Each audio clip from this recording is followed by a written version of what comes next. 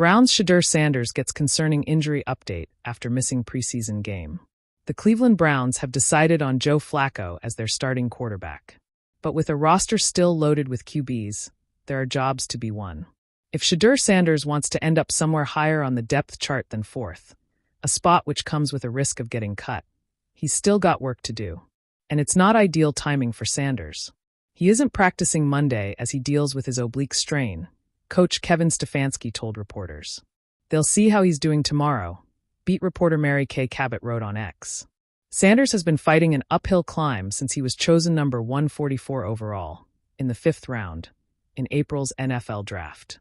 He was a star at Colorado, but his unexpected draft-free fall put him behind even fellow rookie Dillon Gabriel, who the Browns chose exactly 50 picks earlier. Sanders has said the right things and done the right things since arriving at training camp. And in the preseason opener, he was sharp and impressed a lot of onlookers. But then he hurt his oblique, and he couldn't play in the second preseason game. Gabriel got the start in that one, and he was mostly on point, although he threw a disastrous pick-six and was charged with a lost fumble on a misplayed handoff.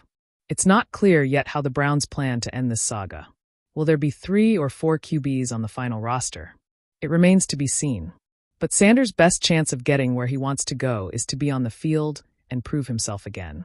To do that, he's going to need his oblique to heal up in a hurry. The news doesn't break so much as it leaks, slow, cold, like rain sneaking under a collar. Concerning, they say about Shedeur Sanders' injury, the word carried from a sideline whisper to a push alert to a bar TV where the volume is always up too loud. Concerning. Not catastrophic, not nothing. A gray word. A Cleveland word. He missed the preseason game, and the empty space where he should have been felt louder than any snap count. On the broadcast, they kept cutting to the Browns' sideline, to the patch of air where a helmet might have reflected the stadium lights. You could sense the trembling expectation in the seats, like a choir waiting for a soloist to step to the mic. Instead, the band played on without him, 3 and outs, a couple of clean slants, a punt that hung forever like a question. Back in Berea, practice fields remember every cleat. Tape twists off ankles and snaps into the trash. Trainers move with the precise calm of people who live between adrenaline and data. Shedeur walks in a line that is longer than the hallway, head down, jaw set, the rhythm of his stride softened. Cameras flicker without sound. He is both a headline and a hush. Concerning means the team doctors can't promise the easy answers yet. It means the schedule of rehab is written in pencil and smudges. It means a coach uses more synonyms for patience in 10 minutes than you learned in 12 years of school. It means the city, which knows the texture of weight better than most, slips into old habits like a hoodie. Hope in one pocket, dread in the other. Ask a fan on Lorraine Avenue what they think, and they'll look past you toward the lake. It's not just the throws, one says, turning a beer glass with 2 fingers. It's the way he changes the air when he's in there. Another checks his phone, frowns, and says nothing, because sometimes silence is the only language that fits. In the markets, vendors wrap pierogies and predictions with the same careful fold. In a barbershop, the clippers buzz over the rumor mill. Let the kid heal, someone says. He's built for weather. The quarterback room becomes a quieter church. The backups take reps that aren't their size. They wear them anyway like borrowed suits. The offensive coordinator scribbles on the whiteboard, turning concepts into compromises and calling it prudence.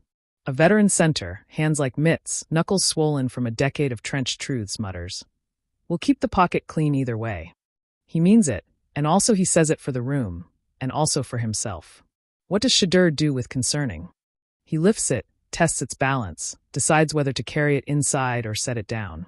There are 2 calendars now, the league's and the body's, and they rarely shake hands.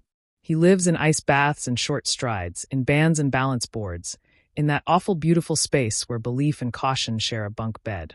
He scrolls the commentary once, twice, then stops, because healing is an attention economy and he can't spend on strangers. At night, he replays the missed game in his head, not to punish but to prepare. The playbook is a book of doors. He imagines walking through each one, footwork measured, eyes disciplined, timing like a metronome under the melody. He sees the blitz before the blitz. He hears the safety lie with his hips. He feels the flat defender hesitate and the window open like a blink. Visualization isn't magic, but it's a kind of rehearsal that keeps the actor ready while the stage is dark. The city, for its part, tries to keep its heart from galloping. Cleveland has learned the hard way that the season is not a straight road, but a series of switchbacks, the guardrails dented and shiny. Still, the dog pound brings its teeth. On a gray Wednesday, a mother tapes a number onto her kid's thrift store jersey, the edges crooked, the love straight.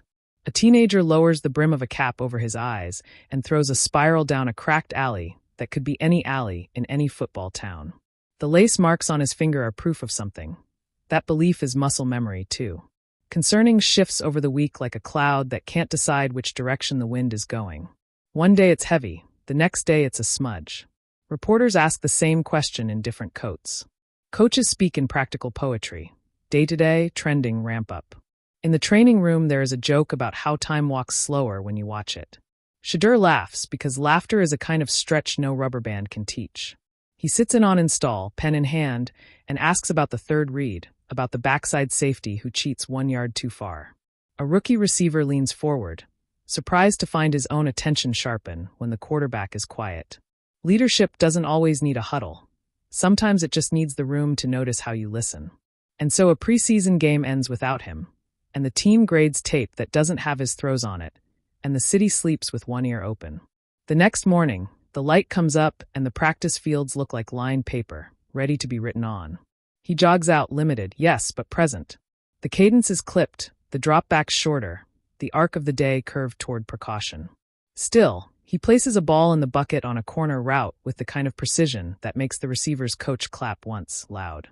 The news cycles will keep gnawing the word. They always do.